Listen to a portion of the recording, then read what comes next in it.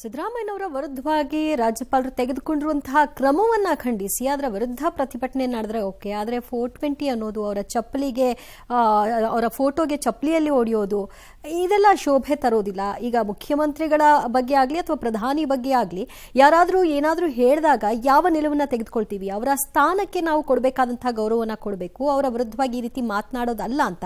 ಅದೇ ರೀತಿಯಾಗಿ ರಾಜ್ಯಪಾಲರ ಒಂದು ಸ್ಥಾನಕ್ಕೂ ಕೂಡ ನಾವು ಗೌರವ ಕೊಡಬೇಕು. ಅವ್ರು ತೆಗೆದುಕೊಂಡಿರೋ ನಿರ್ಧಾರಕ್ಕೆ ಮಾಡುವಂತಹ ಅಪೋಸಿಷನ್ ಪ್ರೊಟೆಸ್ಟು ಇದೆಲ್ಲವೂ ಕೂಡ ಪಕ್ಕಕ್ಕಿಡೋಣ. ಆದರೆ ಅದರ ಪದಬಳಕೆ ಅಥವಾ ಅದನ್ನ ನಡೆಸ್ಕೊಳ್ಳೋ ರೀತಿ ಇದೆಯಲ್ಲ, ಅದು ಸರಿನಾ? ಯೋಚನೆ ಮಾಡಿ. ಅದನ್ನೇ ನಿಮ್ಗೆ ಯಾರಾದರೂ ಮಾಡಿದ್ರೆ ಹೇಗೆ ಅನ್ನಿಸ್ಬೋದು? ಇನ್ನು ರಾಜ್ಯಾದ್ಯಂತ ಮೂಡ ಬೆಂಕಿ ನಿಗಿ ಕೆಂಡದಂತೆ ಆವರಿಸಿದೆ. ಗವರ್ನರ್ ನಡೆ ಖಂಡಿಸಿ ಕಾಂಗ್ರೆಸ್ ರಾಜ್ಯಾದ್ಯಂತ ಪ್ರತಿಭಟನೆಯನ್ನು ಕೂಡ ನಡೆಸಿದೆ. ರಾಜಭವನ ಮುತ್ತಿಗೆಗೂ ಕೂಡ ಯತ್ನ ನಡೆಸಲಾಗಿದ್ದು ಭಾರಿ ಹೈಡ್ರಾಮಾ ಕೂಡ ಸೃಷ್ಟಿಯಾಯಿತು. ಪ್ರಮುಖ ಬೀದಿಗಳಲ್ಲಿ ಪ್ರತಿಭಟನಾ ರ್ಯಾಲಿಯನ್ನು ಸಹ ನಡೆಸಲಾಗಿದೆ ಕಾಂಗ್ರೆಸ್ ಕಡೆಯಿಂದ. ಈಗಾಗಲೇ ರಾಜ್ಯಪಾಲರ ಭಾವಚಿತ್ರಕ್ಕೂ ಈ ಮಧ್ಯೆ ಚಪ್ಪಲಿ ಏಟನ್ನ ಕೊಟ್ಟಿದ್ದಾರೆ. ಗವರ್ನರ್ ವಿರುದ್ಧ ಗೋ ಬ್ಯಾಕ್ ಘೋಷಣೆಯನ್ನು ಕೂಡ ಕೂಗಿದ್ದಾರೆ. ಇದರ ಸಮಗ್ರ ವರದಿ ಇದೆ, ನೋಡ್ಕೊಂಡು ಬನ್ನಿ.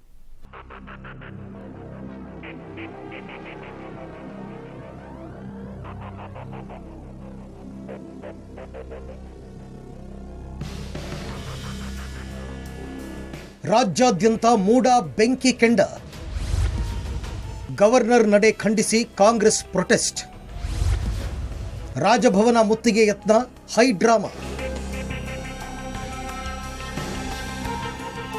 ರಾಜಕಾರಣದಲ್ಲಿ ಸಣ್ಣದೊಂದು ಕಳಂಕ ಇಲ್ಲದ ಸಿಎಂ ಸಿದ್ದರಾಮಯ್ಯ ಇದೀಗ ಮೂಡ ಹಗರಣದ ಸುಳಿಗೆ ಸಿಲುಕಿ ಸಂಕಷ್ಟ ಎದುರಿಸುತ್ತಿದ್ದಾರೆ. ರಾಜ್ಯಪಾಲರ ನಡೆ ಖಂಡಿಸಿ ರಾಜ್ಯಾದ್ಯಂತ ಕಾಂಗ್ರೆಸ್ ಬೀದಿಗಿಳಿದು ಹೋರಾಟ ನಡೆಸಿದೆ.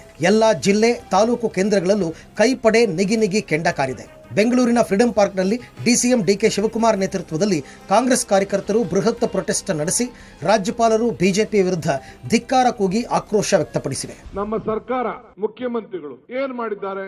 ನೀವು ಹೇಳಿದ್ದೀರಿ ಅಗಾರವಾದಂತ ಆರೋಪಗಳು ನನಗೆ ಗೊತ್ತಾಗಿದೆ ಅಂತ ತಿಳಿಸಿದ್ದಾರೆ. ಏನ್ ಗೊತ್ತಾಗಕ್ಕೆ ಏನಾದ್ರು ನಿಮ್ಗೆ ಎನ್ಕ್ವೈರಿ ಮಾಡಿದ್ದೀರಾ? ಇಲ್ಲ ಯಾರು ಎನ್ಕ್ವೈರಿ ಮಾಡಿ ಏನಾದ್ರು ಒಂದು ರಿಪೋರ್ಟ್ ಕೊಟ್ಟಿದ್ದಾರಾ? ಅಧಿಕಾರಿಗಳು ಕೊಟ್ಟಿದ್ದಾರೋ, ಲೋಕಾಯುಕ್ತ ಕೊಟ್ಟಿದ್ದಾರೋ? ಯಾರು ಕೊಟ್ಟಿದ್ದಾರೆ ನಿಮ್ಗೆ? ಗವರ್ನರ್ ಸಾಹೇಬ್ರೆ, ಅವರು ಸಂವಿಧಾನದ ಚೌಕಟ್ಟನ್ನ ಬಿಟ್ಟು ಕಾರ್ಯಪ್ರವರ್ತರಾದ್ರೆ ನಾವು ಪ್ರತಿಭಟನೆ ಮಾಡಬೇಕಾಗುತ್ತೆ. ಸಂವಿಧಾನದ ಪದವಿಗೆ ಅವರು ಅಗೌರವವನ್ನು ಸೂಚಿಸಿದಾಗ ಸಂವಿಧಾನದ ಚೌಕಟ್ಟಿನಲ್ಲಿ ನಾವು ಪ್ರತಿಭಟನೆ ಮಾಡತಕ್ಕಂಥ ಹಕ್ಕಿದೆ, ಅದನ್ನು ಮಾಡ್ತಾ ಇದ್ದೀವಿ. ತನಿಖೆ ಆಗಲಿ, ಯಾರು ಬೇಡ ಅಂತ ಹೇಳೋದಿಲ್ವಲ್ಲ, ಅದನ್ನ ಕಾನೂನಾತ್ಮಕವಾದ ಹೋರಾಟವನ್ನು ಮಾಡ್ತೀವಿ. ಇದು ರಾಜಕೀಯ ಪ್ರೇರಿತವಾದಂತಹ ವಿಚಾರ, ಅದನ್ನು ರಾಜಕೀಯವಾಗಿ ಸಹ ಹೋರಾಟ ಮಾಡ್ತೇವೆ. ರಾಜಭವನ ಮುತ್ತಿಗೆ ಯತ್ನಿಸಿದ ಕಾಂಗ್ರೆಸ್ ಕಾರ್ಯಕರ್ತರನ್ನ ಪೊಲೀಸರು ವಶಕ್ಕೆ ಪಡೆದರು. ಇದರಿಂದಾಗಿ ಕೆಲಕಾಲ ಪೊಲೀಸರು ಹಾಗೂ ಪ್ರತಿಭಟನಾಕಾರರ ಮಧ್ಯೆ ತಳ್ಳಾಟ ನೂಕಾಟ ಆಗಿ ಹೈಡ್ರಾಮಾ ಸೃಷ್ಟಿಯಾಯಿತು. ಮುಂಜಾಗ್ರತಾ ಕ್ರಮವಾಗಿ ಹೆಚ್ಚಿನ ಪೊಲೀಸ್ ಸಿಬ್ಬಂದಿಯನ್ನು ನಿಯೋಜಿಸಲಾಯಿತು. ಮೈಸೂರಿನ ಟಿ ನರಸೀಪುರ ಬಂದ್. ಪ್ರಮುಖ ಬೀದಿಗಳಲ್ಲಿ ಪ್ರತಿಭಟನಾ ರ್ಯಾಲಿ. ರಾಜ್ಯಾದ್ಯಂತ ಮೂಡ ರೋಷಾಗ್ನಿ ಜೋರಾಗಿದೆ. ಸಿಎಂ ತವರು ಮೈಸೂರಿನ ಟಿ ನರಸೀಪುರ ಬಂದ್ಗೆ ಕರೆ ಕೊಡಲಾಗಿತ್ತು. ಕೆಲ ವ್ಯಾಪಾರಿಗಳು ಅಂಗಡಿ ಮುಂಗಟ್ಟು ಮುಚ್ಚಿ ಬಂದ್ಗೆ ಸಪೋರ್ಟ್ ಮಾಡಿದ್ರು. ಇದರಿಂದ ಚಾಮುಂಡಿ ಬೆಟ್ಟಕ್ಕೆ ಆಗಮಿಸಿದ ಭಕ್ತರಿಗೂ ಪ್ರತಿಭಟನೆ ಬಿಸಿ ತಟ್ಟಿತು. ಇದು ಯಾರಿಗೇ ಆಗಲಿ ಸ್ಪಷ್ಟವಾಗಿ ಗೊತ್ತಾಗುತ್ತೆ, ಇದು ರಾಜಕೀಯ ಪ್ರೇರಿತ ಅಂತ.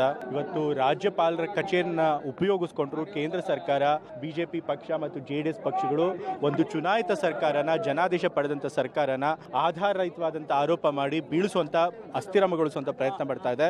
ಇದು ಪ್ರಜಾಪ್ರಭುತ್ವಕ್ಕೆ ಬಹಳ ಅಪಾಯಕಾರಿಯಾದದ್ದು. ಇದೊಂದು ರಾಜಕೀಯ ಪಿತೂರಿ.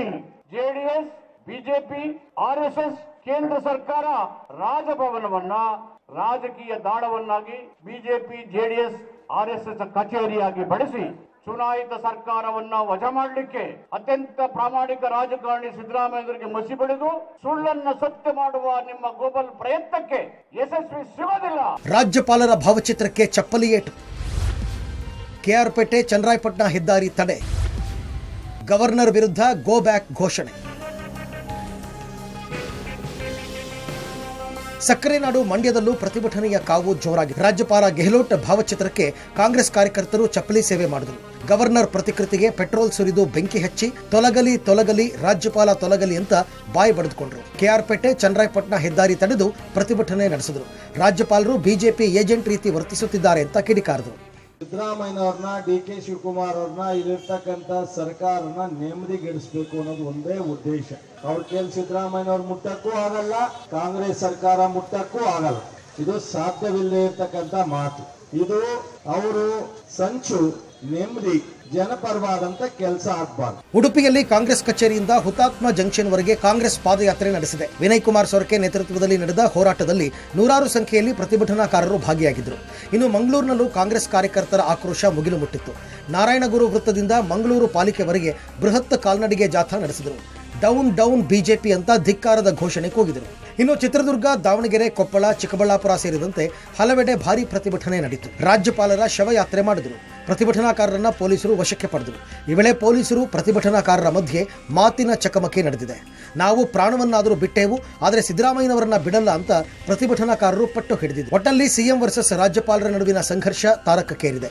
ಗವರ್ನರ್ ವಿರುದ್ಧ ರಾಜ್ಯಾದ್ಯಂತ ಕಾಂಗ್ರೆಸ್ ಹೋರಾಟ ನಡೆಸ್ತಾ ಇದೆ. ಇದು ಯಾವ ಹಂತಕ್ಕೆ ತಲುಪುತ್ತೋ ಕಾದು ನೋಡಬೇಕಿದೆ. Bureau report, public TV.